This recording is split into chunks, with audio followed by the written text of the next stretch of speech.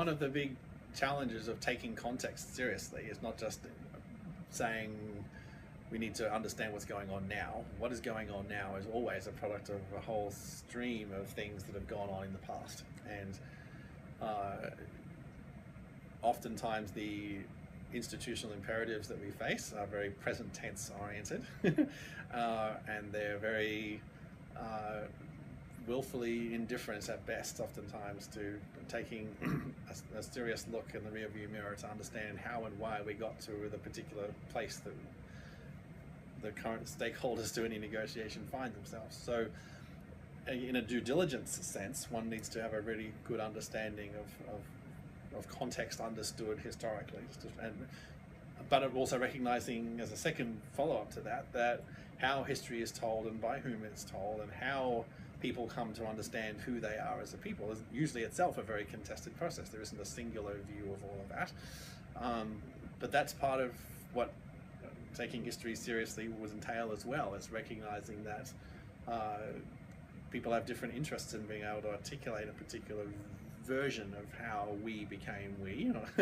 and who is we exactly and who is not us is all a function of history. It's a function of how different groups come to understand themselves as having a shared citizenship, a shared elective affinity with one another. But another key thing about understanding history is recognizing just how non-linear it is, that we get to a world in which things that we now take for granted in OECD countries, like that everyone can vote, for example, we think that sort of we have no real conception of, because we've never lived it. Most people who are alive today have no real lived experience of what it's like to live in a world of being a non-citizen. We're still 2 centuries after Mary Wollstonecraft's book on the rights of women, still imperfectly realized in OECD countries today. So it takes a long, painfully long time for any of these things to be achieved, and they don't happen just for the baseline and a follow-up that one can trace and assume that we got from here to there in a straight line. One of the characteristics in particular of most contentious forms of political change is that they follow what we might call a J-curve, that they get worse before they get better. And a lot of what we know from work on social accountability, on trying to gender-based violence, both in an empirical sense of just how you would measure something like this and be able to track it consistently over time to be able to show that there was net of other things going on in the world, some positive impact associated with what you're doing, that many of these interventions just really take either a long time before there is finally a change that's measurable and observable, or, as I said, things get worse before they get better. And a good historical sensibility helps get the expectations right, because I think if people imagine that, oh, we can build the rule of law, right, and we can do that in a 5-year project. Well, there's no country in the world ever that did that in 5 years. Certainly took 500 years for anything like that to happen in what we now regard as the OECD rich countries. And sure as heck didn't get there in a straight line. I mean, every single country that went through a rapid period of social change, there was a revolution at some point when one particular group of people fought very powerfully for change, and then oftentimes a more powerful group tried to suppress that. And all the major revolutions of the French Revolution, the Russian Revolution, the Chinese Revolution, all these revolutions all happened when things were getting better, not when they were getting worse. And they all led to very violent resistance on the parts of powerful people to stop the advances of something we would now want to regard as a progressive social change. So history matters then in a sense of understanding context in the broader due diligence kind of sense, and recognizing just how contested claims about how any group came to be the group that it now is, how that actually happened, and recognizing that in itself is a contested process, but recognizing just deeply how non-linear most of the change processes have been and still are in the Middle East right now, or let's take one graphic example, like, is democracy working in there? Or how would you know? Or is it just the nature of these things that it's just going to take decades for these things maybe to work out? And what makes it really hard from an evaluation standpoint is that you don't know when you're at the bottom of a J curve. If you're a social activist doing what you're doing to advance women's rights, to advance to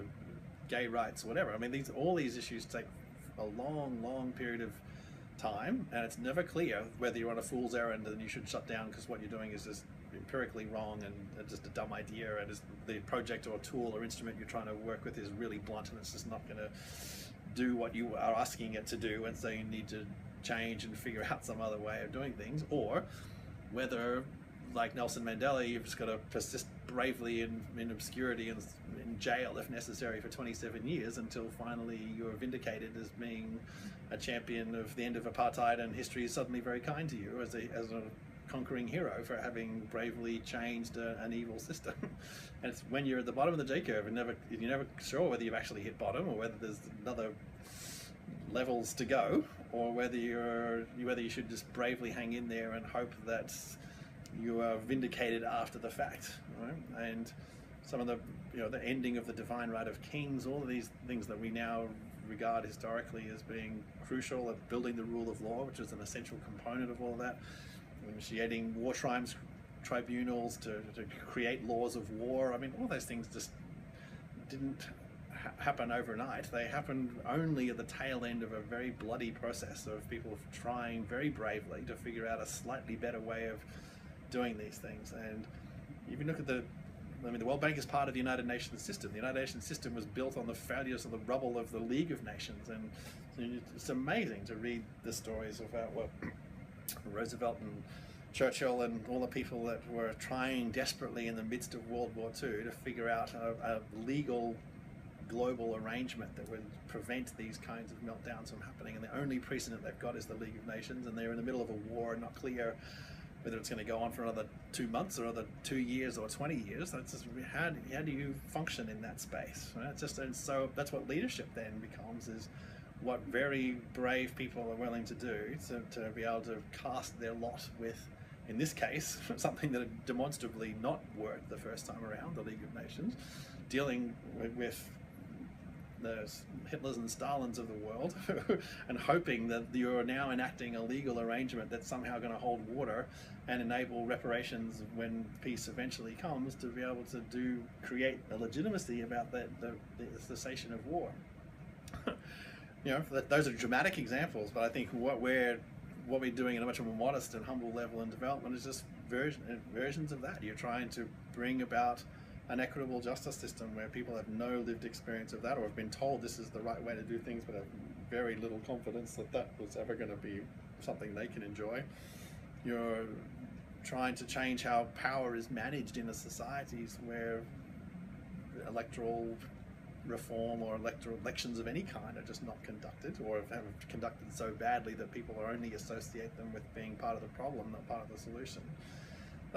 Those kind of changes, it's never at all obvious whether you're, whatever it is you claim to be doing in the name of building the rule of law, enhancing the quality of justice systems, or in building better electoral systems, whether what you're doing is making the situation better or making it worse. All of which is to say, there's just a really crucial moral component to all of this. These aren't nothing we do in that space really is exclusively a technical fix. It's important that we have good legal binds and expertise in contributing to all of those, but if getting a deft policy in place was the solution to these things, we would have figured that out a long time ago.